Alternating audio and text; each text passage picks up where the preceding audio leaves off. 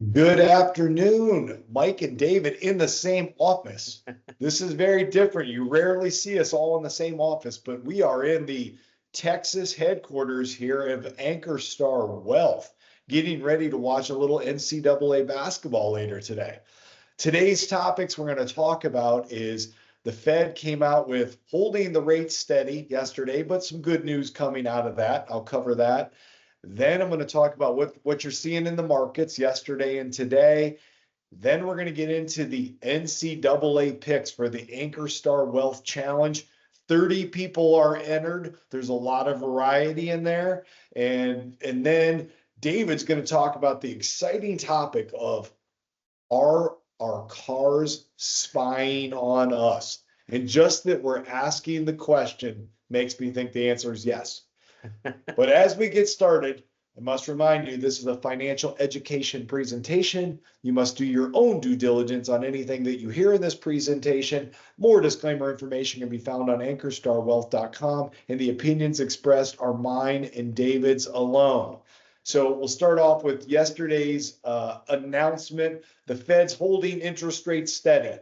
Nothing, no news there. I mean, if you followed this enough, it's more like what they write, what they're going to say they're going to do. There was absolutely no surprise there. On the good news, they came out and they said that they do see 2 cuts coming this year. I think the first one might possibly be in June, but the Fed does a dot plot and where everybody gets their vote on what's going to happen. I'll definitely be sharing that in a couple weeks when I do our quarterly update. It's super techy, and I'm not even sure it's that interesting. But the market, that's what I'm going to show you is the good side, is the market reacted favorably. So I'll show you first a 5-day graph of the S&P 500. You can see going into yesterday, the markets had been down, and then they shot up after that news that there's rate cuts coming. It sold off a little bit today.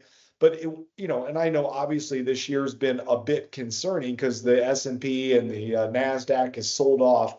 But when you look at that graph year to date, and yes, we wish we were only back 3 weeks ago at all-time highs, it does look over the last week and a half like it's established somewhat of a floor. There's no guarantees because guess what? I have no idea how these negotiations are going to go on tariffs or what tariffs will be threatened next. And that can cause the market to move. So we don't really know, but you can at least see that the market's getting used to this. They're getting used to it, and then the market's moving up. Here's the NASDAQ. This is a 1-month graph. Here, I'll show you a year to date, but same kind of thing, pretty much little drops a little bit steeper, but once again, it's kind of leveled out over the last week and a half. So the one thing I did see interesting out of this is right afterwards, Fed Trump had been kind of keeping his mouth closed on what the Fed should do because they're really supposed to be independent. But he came out and said, hey, they should cut rates to ease the economy. And, cutting rates, while it sounds like it's like, hey, that's a great idea, cut rates. I mean, we all like lower interest rates unless you're just saving money in a savings account. But the danger is it can cause the economy to overheat, inflation to kick up, and none of us want inflation. I'm just saying none of us want inflation. So that's that update. So now the part you've probably been waiting for, Ankerstar Wealth had 30 entries in for the, and I haven't even seen it yet, the Silver Bowl, the Ankerstar Wealth Silver Bowl. I'm going to show you different pieces each day. 7 people picked Florida to win it all, 6 picked Auburn, 4 Duke, 3 Houston, 2 Tennessee, and then a smattering of other picks.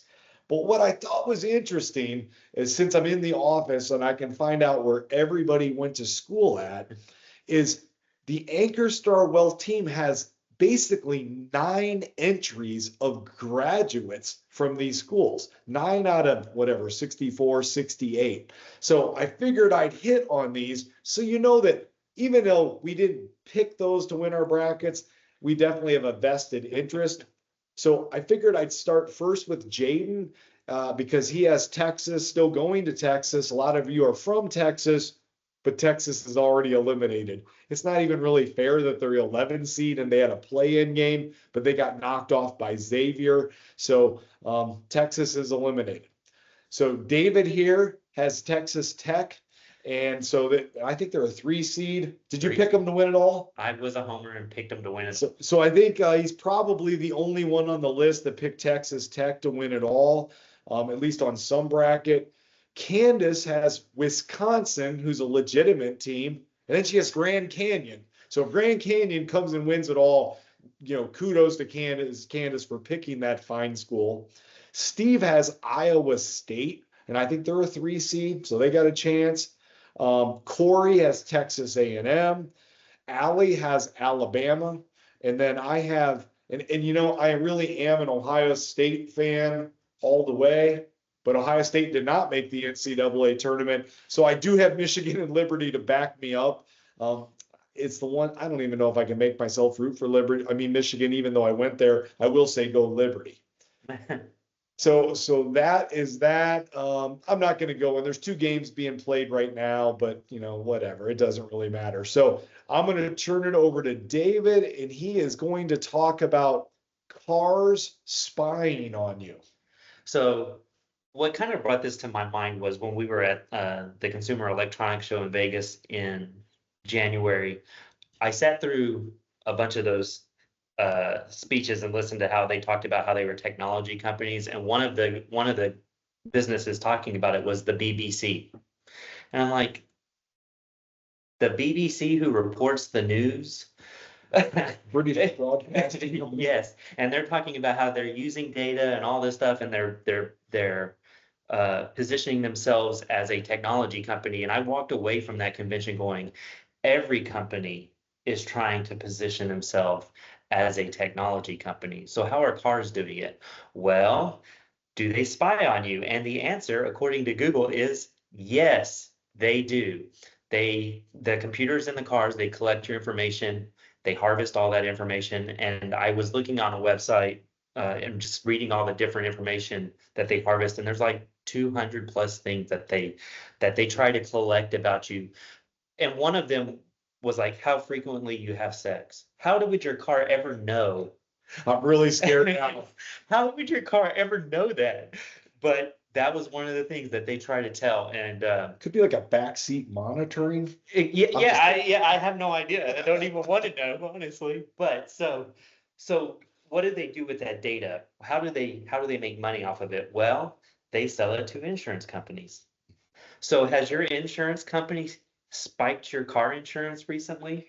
If the answer is yes, it's probably because the data that is being sold to them is not saying good things about you, because they're tracking whether you drive the speed limit.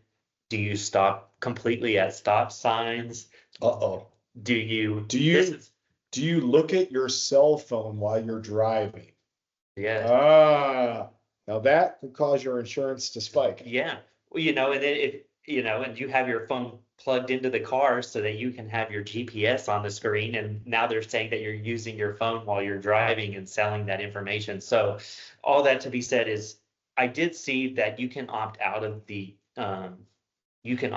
it, but it's when you buy the car, all of that information, they opt you in, of course. You actually have to, so if you're looking to purchase a new car, you actually have to say, do not collect this information, do not sell my information during that process.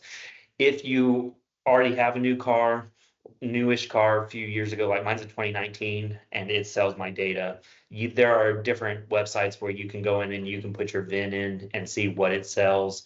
And there may be a way to go to your actual manufacturer to have that turned off. So something to be aware of, because again, with prices always going up, what can I do to minimize my prices going up? And being aware of what they're selling about you is one of those things that can help save you money. That's pretty amazing. I mean, it's amazing and it's scary, and then yet at least I'm somewhat numb to it. It's kind of like, does it surprise me? No. Does it surprise me my phone picks up things that I talk about? No. And I'm kind of used to it.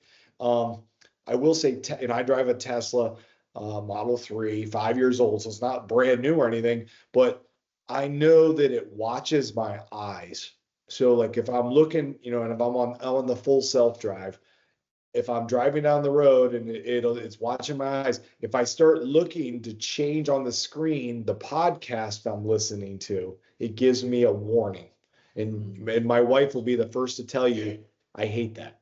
I hate that. I'm like, geez, I pay for full self-drive so that I can, you know, change my podcast and trust the car a little bit, and it's watching my eyes. So Well, it goes back to what I heard a long time ago when internet started taking off. It's like, if you're not paying for the service, it's because you are the service. You're what's I am paying for the service. Well, it's what, yeah, you bought the car, so don't, I own the car. Don't to spy on me in my own personal vehicle.